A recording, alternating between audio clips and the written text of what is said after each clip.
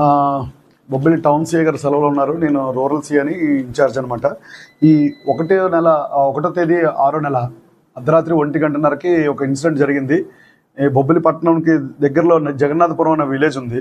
ఆ విలేజ్లో ఒక ఆసామి కన్నం రామమూర్తి అని, ఆయన 71 సంవత్సరాల వయసు. ఆయనకి ఏంటంటే వరుసకి మనవడు అవుతాడు. అతనికి స్టాబ్ చేశాడు అనమాట, ఒక చిన్న చాక్తో నైఫ్తోని. దాని మీద అతను హాస్పిటల్ అడ్మిట్ అయితే మనకి ఇంటిమేషన్ వచ్చింది. ఇంటిమేషన్ వచ్చిన తర్వాత అతను స్టేట్మెంట్ తీసుకుంటే ఏంటంటే, ఆ రోజు 1 జూన్ 2026 నైట్ 1:30కి ఈ ఎక్యూజ్డ్ తాలూకు ఇంటి వెనకాతలే ఇంజూర్డ్ పర్సన్ ఉంటారు, రమణమూర్తి గారు. ఆయన ఇంటికి డోర్ నాక్ చేసిన తర్వాత తాతయ్య తాతయ్య అని పిలిచాడు. పిలిచిన తర్వాత ఇప్పుడు ఎవరైతే ఇంజూర్డ్ ఉన్నాడో రమణమూర్తి గారు వాళ్ళ అబ్బాయి గురించి అడిగాడు. హైదరాబాద్ నుంచి వాళ్ళ అబ్బాయి వచ్చాడు.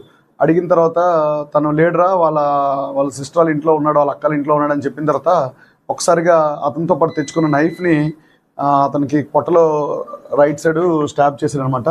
ఇది నైఫ్, ఇది అక్యూజ్డ్ యూజ్ చేసే నైఫ్. ఇదేంటంటే యూజువల్గా ఎవరైనా ఇంట్లోని ఏమైనా ఫ్రూట్స్ కట్ చేసుకోవడానికి, లేకపోతే ఏమైనా కొన్ని షార్ప్ చేసుకోవడానికి గట్రా యూజ్ చేస్తారు. ఇది ఇంతకు ముందే అతను ఆన్లైన్లో బుక్ చేసుకుని తీసుకుని వచ్చాడు. అతనితో పాటు క్యారీ చేసి 1:30కి ఇతనికి ఇప్పుడు ఇంజూర్డ్కి తనొక విక్టిమ్కి అక్యూజ్డ్కి ఏంటంటే రిలేషన్ ఉంది. వరుసగా మనవడు అవుతాడు. అక్యూజ్డ్ తాలూకా ఇంటి వెనక సైడ్ ఇంజూర్డ్ వాళ్ళు ఉంటున్నారు. అది సందు ఉన్నది. ఆ సందు గురించి ఇతను రమణమూర్తి గారిని చంపేస్తే ఆ సందు తగు తీరిపోద్ది, ఆ 3 అడుగులు 4 అడుగులు సందు ఏదైతే ఉందో అది వీళ్ళకే చెందుతుంది అనే ఉద్దేశంతో ఈ అఘాయిత్యం చేశాడు.